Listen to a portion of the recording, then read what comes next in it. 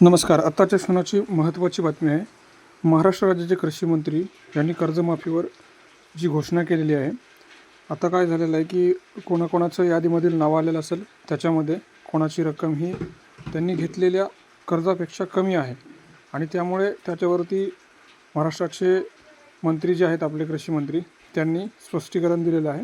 तर आपण त्यांच्या माध्यमातून या बातमीच्याद्वारे पाहूयात. पण आपण दिलेला आहे, परंतु काही बाबतीमध्ये निश्चित प्रकारे आपल्याला माहिती आहे की जिल्हा मध्यवर्ती बँकेमध्ये अडचण वाटत नाहीये, परंतु राष्ट्रीयकृत बँकामध्ये शेतकऱ्यांच्या तक्रारी आहेत आणि तक्रारीमध्ये खरं तर ते शेतकरी ज्यावेळेस KYC करायला जातो आणि त्यावेळेस निश्चित प्रकारे त्याचं असणारं कर्ज, त्याची असणारी व्याज आणि रक्कम ह्यामध्ये तफावत दिसते.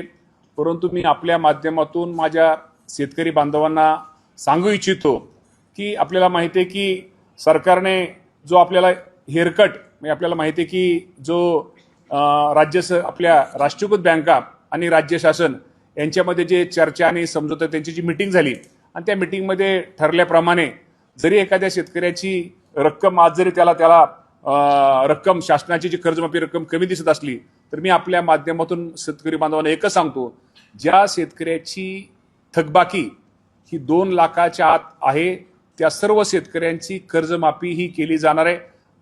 त्यामुळे घाबरायचे काहीही कारण नाही.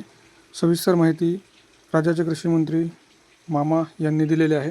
तर अशाच नवीन अपडेटसाठी आपल्या चॅनलला सबस्क्राईब करा, लाईक करा. धन्यवाद.